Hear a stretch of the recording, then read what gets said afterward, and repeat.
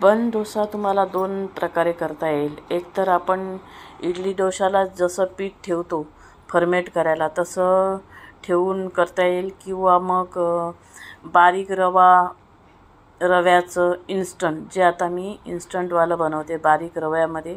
मी आता मोजून मापून रवा घेतलेला आहे, आपल्याला हवा तेवढा घ्यायचा आहे।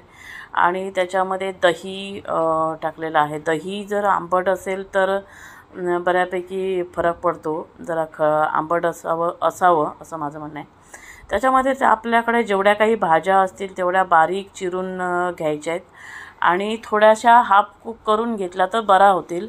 आणि जर आपण उत्तपम वगैरे करतो तसं जर टाकला तर ते शिजायला वेळ लागेल, म्हणून मी आता सगळ्या भाज्या माझ्याकडे जेवढ्या होत्या ह्या बघा, तर तेवढ्या मी हाफ कुक करून घेतलेल्या आहेत।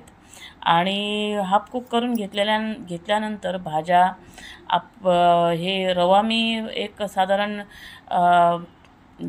दही वगैरे टाकून एक दही आणि मीठ टाकून एक 5 ते 10 मिनटं रवा भिजत ठेवलेला होता। तोपर्यंत ही आपली बाकीची सगळी तयारी चाललेली होती भाज्या कुक करायच्या। तर इथे मी वाटाणे आधी टाकले सगळ्यात आधी। का माहिती आहे का, ते वाटाणे शिजायला वेळ लागेल, तर तेलावर जर वाटाणे आधी टाकले ना तर ते एकदम असे फुलले जातात आणि मग बाकीच्या भाज्या हाफ करायच्या असेल तर मागून जशा भाज्यांचा शिजायचा क्रम असेल तशा टाकायच्या। आता जो रवा आपण भिजत ठेवला होता त्याच्यामध्ये ह्या हाफ कुक केलेल्या भाज्या मी त्याच्यामध्ये ॲड केल्या आणि त्या सगळ्या मिक्स करून त्याच्यामध्ये टाकणार आहे आता मी चिली फ्लेक्स आपल्या आवडीनुसार।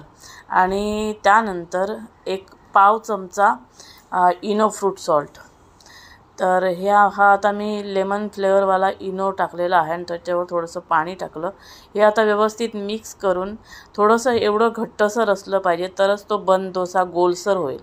माझ्याकडे 3 टाईपच्या कढया आहेत, एक छोटी आहे, पातळ आहे ही लोखंडाची, तर त्याच्यामध्ये थोडेसे जळायला पण लागले आणि वेळ व्हायला लागला, पण हा छान गोल होता कारण हिचा आकार गोलसर आहे। दुसरी ही आपली तेलाची नेहमीची आपली बिडाची असते ती कढई, तिच्यावर पण छान व्हायला लागला, परतायला वगैरे लागला व्यवस्थित, तर त्यामध्ये पण टाकला, पण त्याच्यावरचा फारसा गोल नाही झाला। आणि तिसरी स्टीलची छोट्या आकाराची स्टीलची कढई आहे, त्याच्यात पण करून घेतला हा बघा असा, त्याच्यामध्ये सुद्धा बऱ्यापैकी झाला आणि छान परतला वगैरे, पण ह्या दोन्हींमध्ये फारसा गोलसर नाही। आणि गोलसर जर जास्त व्हायचा असेल तर शिजायला वेळ लागतो। आणि लास्ट रिझल्ट हा असा होता, चवदार आणि खूप सुंदर होतात। करून नक्की बघा आणि सांगा, आणि लाईक शेअर सबस्क्राईब करा। थँक्यू।